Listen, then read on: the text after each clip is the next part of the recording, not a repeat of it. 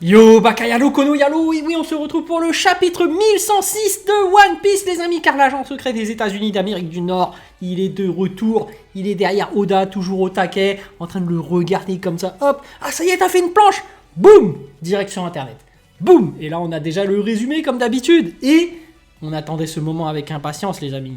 Mihawk arrive enfin le grand Mihawk, second de Shanks, on rappelle. C'est un commandant de Shanks, hein, évidemment. Arrive enfin et va nous démontrer qu'il est vraiment très puissant. Il va nous montrer qu'il a le niveau Yonko. Donc c'est le jour J où on a enfin Mihawk en action. Il utilise vraiment sa vraie puissance. Ça y est, on est là, on va savourer ce chapitre. Donc effectivement, on va voir pourquoi tout le monde panique. Qui a détruit ces bateaux? Je pense que c'est Mihawk. Ça y est, c'est le grand jour. Allez, on va regarder ce résumé. Ça va être incroyable. Mais avant, oui, instant auto-promo, mais bien évidemment, mon manga Wolfius qui sort demain. Oui, à 18h. Donc, notez-le sur votre agenda. Vite, vite, vite, vite. Wolfius, que je fais en partenariat avec le dessinateur Sabri. Le lien est en description sur Manga Draft. Tu cliqueras tout simplement. C'est gratuit, c'est légal, c'est tout ce que tu veux. C'est un banger. Voilà. Allez, on regarde ce résumé tranquille. C'est parti. Hop. One Piece Spoiler 1106. Oui, le résumé, enfin. Donc, Saturne et Kizaru prévoient d'éliminer tout le monde sur l'île. C'est pas ce qu'ils prévoyaient déjà de base. Ah, on va dire qu'ils prévoyaient de capturer Vegapunk, mais là, ils en ont marre, ils ont envie de tuer tout le monde. Ok. Avant que Kizaru puisse commencer, Kizaru est interrompu par Luffy qui le frappe au loin. S'il se fait encore one-shot, Kizaru... bon là, a priori, il a été interrompu... Luffy qui frappe de loin, est-ce qu'on peut considérer ça comme un vrai duel ou une attaque par surprise? Bon bah voilà, hein, Kizaru est encore interrompu par Luffy, donc force est de constater qu'il a le niveau Yonko.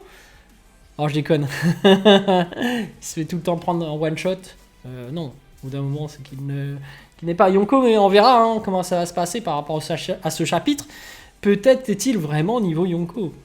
Bonnet apprend la vérité sur Luffy et ses capacités et voit Nika en lui. Et oui, c'est Nika, bah oui.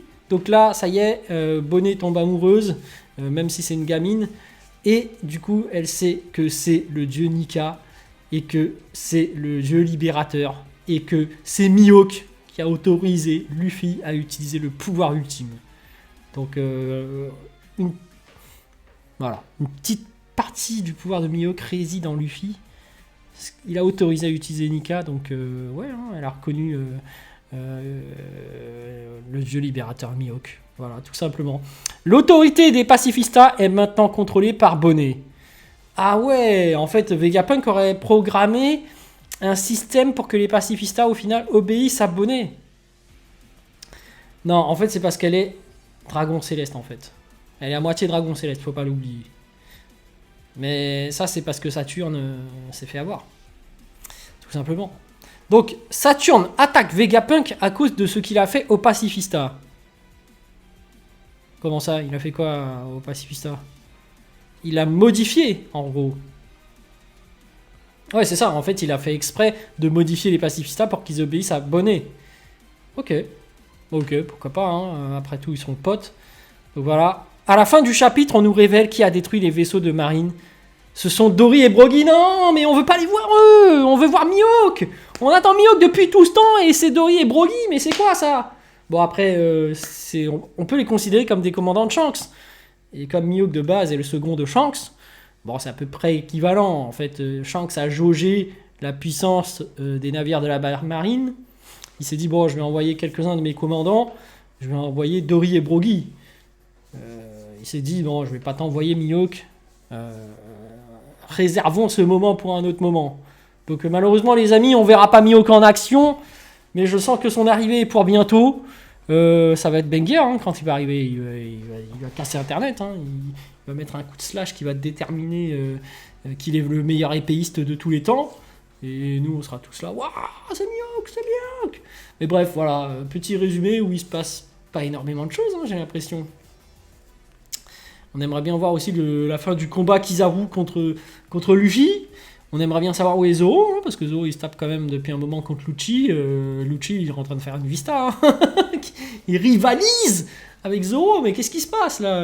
Où sont les échelles de puissance, monsieur Oda? Arrêtez de reporter les combats à chaque fois au prochain chapitre.